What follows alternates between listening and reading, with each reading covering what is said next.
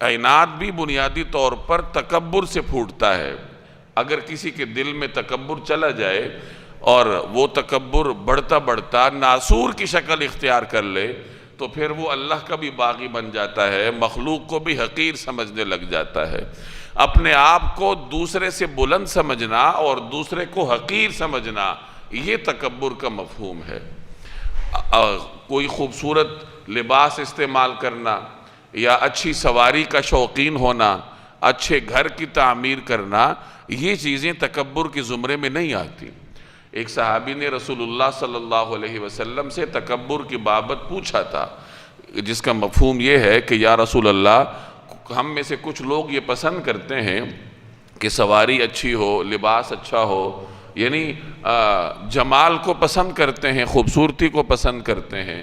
تو ان کے پوچھنے کا مقصد یہ تھا کہ کیا یہ چیزیں تکبر کے زمرے میں آتی ہیں؟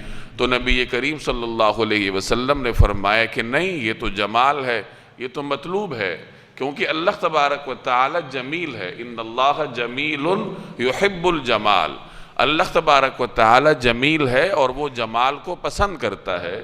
یعنی اللہ خود چاہتا ہے کہ انسان یہ اچھی حالت میں نظر آئے، اچھے لباس میں ملبوس ہو، صاف ستھرا لباس پہنا ہو، اچھی سواری میں ہو، اچھا گھر اس کے پاس ہو، تو یہ چیزیں تو انسان کے لیے اچھائی شمار کی جاتی ہیں، یہ تکبر کے زمرے میں نہیں جاتی۔ اب رہی بات یہ کہ تکبر کیا ہے، تو تکبر ہے حق کو جھٹلانا اور دوسروں کے ساتھ حقارت کے ساتھ پیش آنا، حق کا انکار اور دوسرے کو حقیر سمجھنا، یہ تکبر کے زمرے میں آتا ہے۔ باقی اچھی چیزوں کا استعمال یا اس کا شوق رکھنا، یہ اگر حدود میں ہو تو تکبر میں نہیں آتا، اگر حدود سے باہر ہوگا تو اسراف میں جائے گا، لیکن بہرحال یہ چیزیں تکبر کے دائرہ کار میں نہیں آتی۔ تکبر دوسرے کی حقارت کو کہا جاتا ہے کہ دوسرے کو حقیر سمجھتے ہوئے اپنے آپ کو بلند اور برتر سمجھنا کہ میرا درجہ تو فلاں سے اوپر ہے، یہ تکبر کا مفہوم ہے۔ جیسے کہ ابلیس نے اپنے آپ کو انسان سے برتر سمجھا تھا، انسان کا درجہ اس نے کم تر سمجھا تھا۔ اس نے یہ کہا تھا کہ میں تو آگ سے بنا ہوں اور یہ مٹی سے بنے ہیں، میں کیسے سجدہ کر لوں؟ یہ تکبر ہے کہ دوسرے کو اپنے آپ سے کم تر سمجھنا۔ اور اسی تکبر کی وجہ سے اس کائنات میں فسادات کا آغاز ہوا ہے۔ ابلیس نے تکبر کیا، عزازیل نے تکبر کیا تو وہ ابلیس بن گیا، راندہ درگاہ ہو گیا۔ تو گویا کہ تکبر اس کائنات کے ہر فساد کا نقطہ آغاز ہے۔ اور یاد رکھیے کہ تکبر ہر انسان کے دل کے کسی نہ کسی گوشے میں موجود ہوتا ہے۔ ہم میں سے کوئی آدمی یہ دعویٰ نہیں کر سکتا کہ میرے دل میں تکبر نہیں ہے، تکبر ہوتا ہے، کسی نہ کسی کونے کھدرے میں چھپا ہوتا ہے، محنت کر کے اس کو نکالنا پڑتا ہے۔ بعض عارفین کا قول ہے کہ سوئی کے ذریعے پہاڑ کو دوسری جگہ منتقل کرنا آسان ہے، لیکن دل سے تکبر نکالنا مشکل ہے۔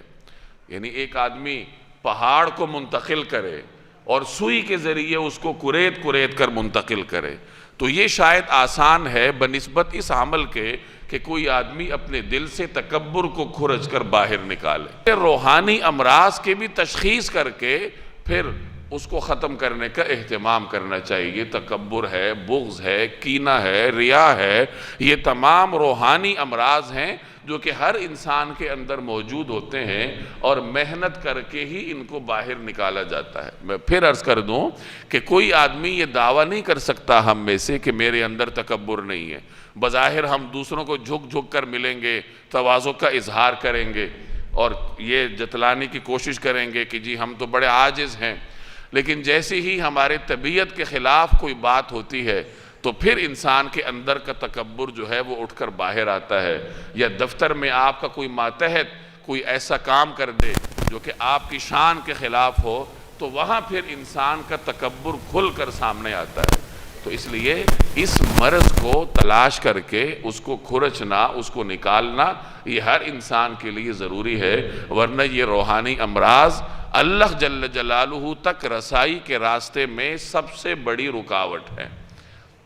تو یہاں اسی کا ذکر ہے کہ یہ جو لوگ انکار کرتے ہیں تو وجہ یہ ہے کہ ان کے دل میں تعصب ہے، قلوبہم منکرہ، اور آگے وہم مستکبرون، اور وہ تکبر کرتے ہیں۔ اسی تکبر کی وجہ سے وہ دین سے دور ہوتے ہیں۔ آگے اللہ نے فرمایا کہ اللہ تعالیٰ تو جانتا ہے، تم کوئی چیز چھپا کے کرو، علل اعلان کرو، اللہ تبارک و تعالیٰ کا علم تو ہر چیز کو محیط ہے، اس کا علم تو کامل ہے، وہ ہر چیز جانتا ہے، وہ تمہارے دل میں چھپا ہوا تکبر بھی جانتا ہے، ہر چیز سے واقف ہے۔ اور یاد رکھو کہ وہ تکبر کرنے والوں کو پسند نہیں کرتا۔ اللہ تبارک و تعالیٰ کو اپنے بندوں سے عاجزی مطلوب ہے، اللہ کو بندہ عاجز پسند ہوتا ہے، اور جو آدمی عاجزی اختیار کرتا ہے اللہ تعالیٰ اس کو بلند کرتا ہے۔ من تواضع للہ رفعہ اللہ، جو اللہ جل جلالہ کے لیے تواضع اختیار کرتا ہے اللہ تعالیٰ اسے زندگی میں بلندیوں سے نوازتا ہے۔ لیکن اگر کوئی آدمی تکبر سے کام لے گا تو اللہ تعالیٰ اسے ذلت کی گھاٹیوں میں لا پھینکتا ہے۔ تو بہرحال انسان کو اپنا ان بیماریوں کا علاج کرنا چاہیے۔